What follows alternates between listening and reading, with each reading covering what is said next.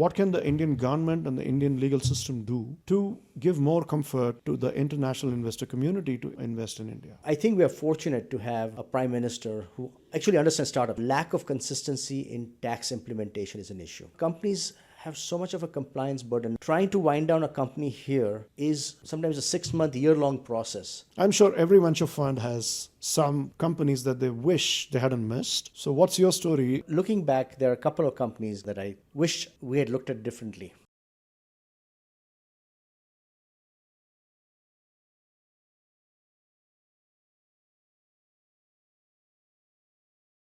The question I'm going to ask you is slightly more broader India-based question. Mm-hmm. Now, India, there's a lot of metrics being thrown around. The one that is more finite to me and more easily defined is to say that we will grow our GDP to $10 trillion by 2032, right?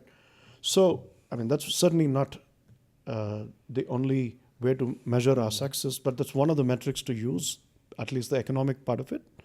And we are at about 4 trillion right now, projected 4.2 by the end of the year, which I read somewhere. So my question to you is, obviously everybody has their take on what India needs to do to get there. And it's a little bit like, the 6 blind men touching an elephant. Each person thinks that it looks and feels different from what they need to do.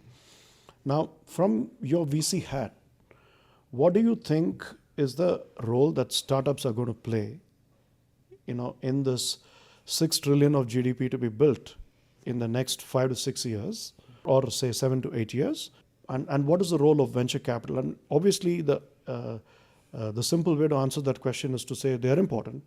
But if you could just walk us through a little more granular detail as to what you see are some of the growth engines in the startup world.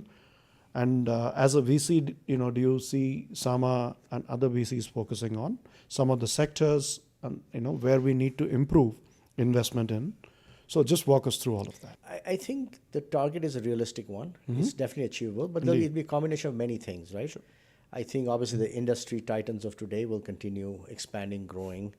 The consumer sector has already proven that India has got a lot of disposable income. People want better products at better prices, and the scalability is there. And they'll continue to grow, and there'll be new sectors that are defined. Sure.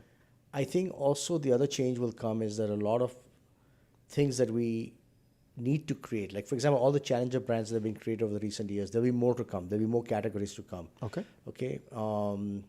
Even things, we take basic things like food and beverages, they'll also evolve. But I think that's a small piece of it. I think the bigger opportunity is things like India for India. Mm-hmm. I think that's something we have not really done well so far. And I think we have a huge India for India. India for India, whether it's manufacturing, whether it's tech. We've always been defaulting to buying imported stuff, whether even it's technology, right? You said you never go wrong by buying IBM, right? Sure. Now we just say never go wrong by buying something local. Indeed. So large industries in India have to start buying local. Tech, software, hardware, whatever we need. Mm-hmm. India for India manufacturing, right? For example, we've for so long been so dependent on China. And now with everything going on in China, the issues globally for China, I think it's a huge opportunity. Of course. And we have a portfolio company right now called AutoNext, for example. They're making EV tractors in India. Very fascinating. EV autonomous tractors for India. India for India again. Yeah. Things like that. So I think there'll be more manufacturing opportunities, more technology-driven manufacturing. I think defense is coming to be. In fact, today I think you saw an announcement of a large defense-led deal. Yeah. Space is becoming a big investment area. And I think, so deep tech is real, okay?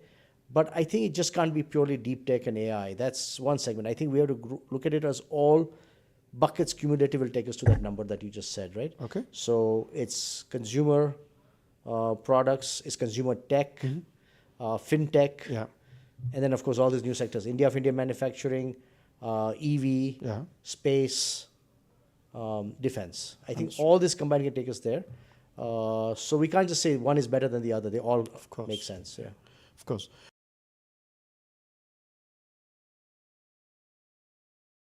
Do you see AI as, obviously AI as a sector in itself, deep tech, AI-focused hardcore deep tech companies are going to grow because it's still a growing sector. There's lots to be done.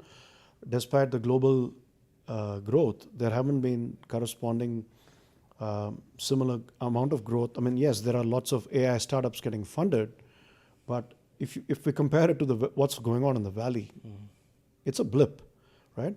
So what is your message for Indian AI founders in particular? Why am I singling them out for attention? Not because they are special, but because they have an opportunity where they are lagging behind today. And the AI developmental costs, every time I talk to people in the valley, everyone's moaning about how expensive AI talent has become. So can there be opportunities for us to do some serious disruption, like your outsourcing boom of back then? Are there going to be AI services for which India could be a logical candidate in your view? And what about also development itself? Because historically, conventional, traditional software, we were never product guys. We were only going after the services babe.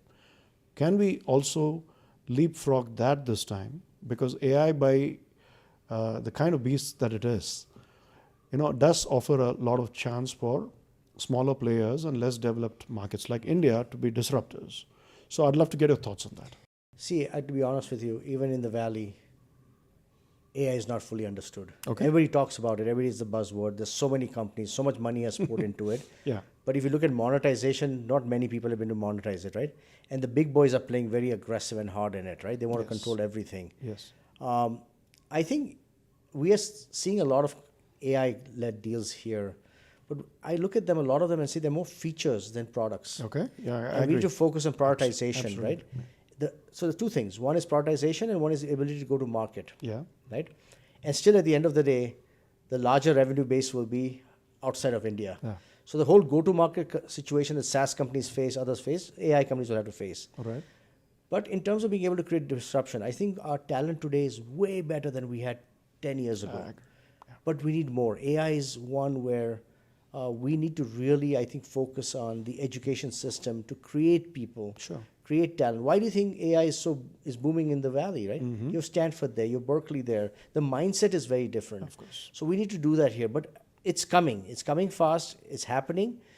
But I think my biggest question is when my team brings me these companies, what's the differentiation? What's the scale? Who eats them up? Of course. Right? Yeah. And we really need to look at that because it's moving so fast that even 6 months, somebody can just overtake you. You won't even see it coming. Yes. And of course you have companies like Perplexity and others out there Who are changing the game every day. Changing the game every day, but even they have to constantly evolve on a daily basis to keep up with this. So I think our focus should be really on figuring how we can use AI to create domain-specific products. Yeah. So if you're going after, say, legal, figure out what are AI-driven agentics you can create to make that whole process efficient, right? We recently saw a deal on patents. Okay.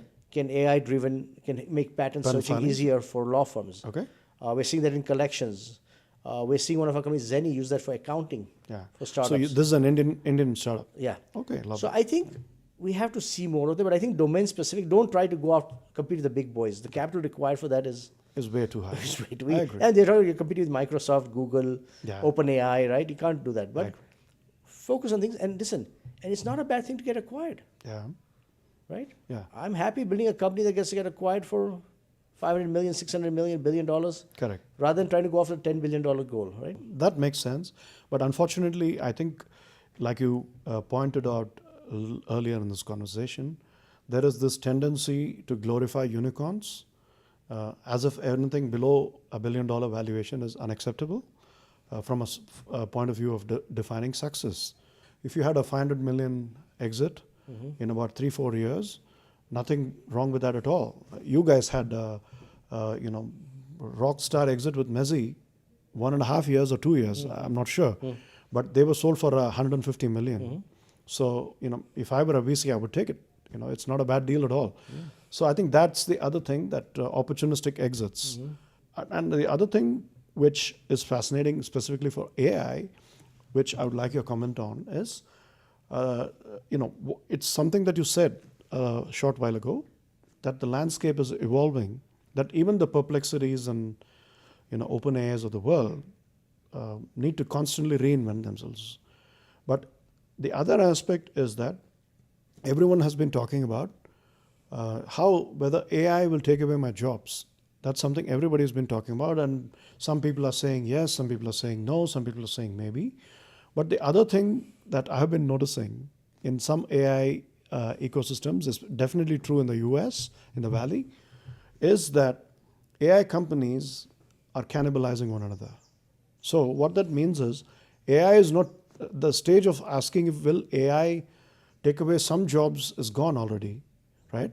But the more modern question to ask, it seems to be, is even as an AI player, can you be cannibalized by other AI because you're making something more efficient, something cheaper?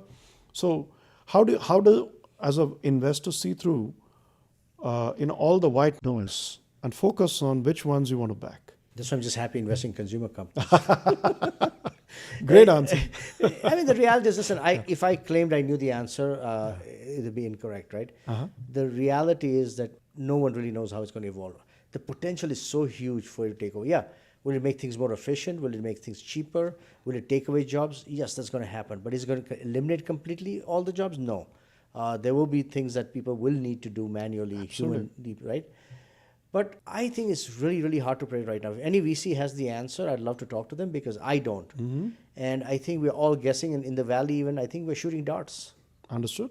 We're shooting darts right now. But it's one of those things, there's also FOMO, right? I don't want to be left out. I have to do AI deals. Yeah. But there will be survivors. There will be great companies being created. But I think there are people much smarter than I am. Let them do those things. I'm okay. Sure. Makes sense. Yeah. Maybe I'm saying on a lighter note, but only half lighter, is maybe you back consumer companies, but which have adapted to AI and are using AI to introduce sales efficiencies or whatever, right? I think it's still early. I think in another year, 18 months, we'll see AI driving more efficiency in marketing, Absolutely. more efficiency in product development, Indeed. more efficiency in sales. Yeah. We have to think of them as tools. So consumer companies should think of AI products as tools to make them better, faster, cheaper, Indeed. right? Absolutely. Do I need 5 people in marketing for a young company, or can I only need 2 with AI driving the other 3 functions? Think of things like copywriting. I mean, my team, this is all we do. My kids Yeah. use AI for everything. ChatGPT, Yeah, of specifically, course. right? Absolutely. So I think you hit that nail right on the head. And frankly, AI-enabled businesses are going to be getting more entrenched, just like IT started, disrupting basic businesses. So I think, funds like yourselves will continue to do that, and which is fair. But you also make this point about, your kids using ChatGPT. It's become very prevalent. It's become like Microsoft Word. Like we started using, Excel, so we don't have to actually do the math in our heads. I think AI will become like that. I think a lot of industries supported by AI are going to do some very disruptive things. This conversation has been so fascinating and interesting that given a choice, I would hold you here for another hour at least. But I know that both of us have meetings to go to. And also, as I jokingly like to say, Gen Z probably doesn't have a patience for any longer a conversation. So, but jokes apart, thank you very much, Ash, for being our guest on the Uncluttered View with Vijay Sambamurthi. This has been a very nice conversation, which I personally enjoyed and learned much from, and I hope our audience did as well. And, it was our pleasure to have you here, and some of the points that you made, I think should be very, very important lessons and guidance notes, not just for VCs, young VCs and founders, but even I think for regulators to take note of some of the important points, governments. So thank you for joining us. Thank you for sharing your journey, your perspectives with us.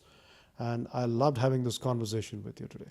No, thank you. Thank you for having me. I think it's been fun. And I think at the end of the day, one thing we'll remember is the fact that 2 of us are sitting here in India demonstrates what we think of the potential of India, right? Indeed. We could be in other places doing business elsewhere. Absolutely. But we're here. And so that reinforces the validation of what this country's potential is. And I think we just scratched the surface. More to come. Absolutely. This is truly India's decade. We have no doubt about that. That's why we're here. Thanks again, Ash, and thank you to all of you for listening in.